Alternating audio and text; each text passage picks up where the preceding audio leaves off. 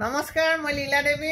মই এটা কথাৰ কাৰণে ফোন কৰিলোঁ যে মোৰ আগৰ হোৱাটছআপ যিটো নাম্বাৰ আছিল সেই নাম্বাৰটো চেঞ্জ হৈ গ'ল।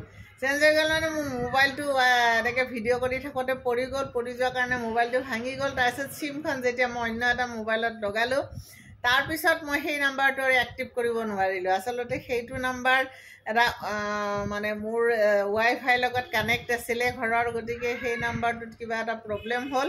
গতিকে এতিয়া আপোনালোকে মই স্ক্ৰীনত যিটো নাম্বাৰ দিছোঁ সেই নাম্বাৰটোৰ লগত মোৰ লগত যোগাযোগ কৰিব। ব্যৱসায় সম্পৰ্কীয় বা অন্য যিকোনো কথা সম্পৰ্কে আপোনালোকে এই নাম্বাৰটোৰ লগতে মোৰ লগত যোগাযোগ কৰিব। আগৰ নাম্বাৰটো হেৰাই বহুত বেয়া লাগিছে, কাৰণ এতিয়া মানুহৰ লগত যোগাযোগে নোহোৱা হৈ গ'ল। যিসকলে অৰ্ডাৰ দিছিল, যিসকলক কাপোৰ পঠিয়াইছিলোঁ, সকলো খবৰ আপোনালোকে মোৰ এই নাম্বাৰটোতে দিব। ঠিক আছে, আপোনালোকে একদম বেয়া নাপাব। মানে কিছুমান সমস্যা হঠাতে হয়, ভাল নলগা কথা কিছুমান হঠাতে হৈ যায়, আৰু সেইবিলাকে অলপ সময়ৰ কাৰণে একদম এটা বেলেগ ধৰণৰ পৰিৱেশৰ সৃষ্টি কৰে, কিন্তু আকৌ ঠিক হৈ যাব গোটেই কথাখিনি। গতিকে আপোনালোকে মোৰ এই নাম্বাৰটো যিটো নাম্বাৰ দিছোঁ এই নাম্বাৰটোতে মোৰ লগত যোগাযোগ কৰিব। নমস্কাৰ।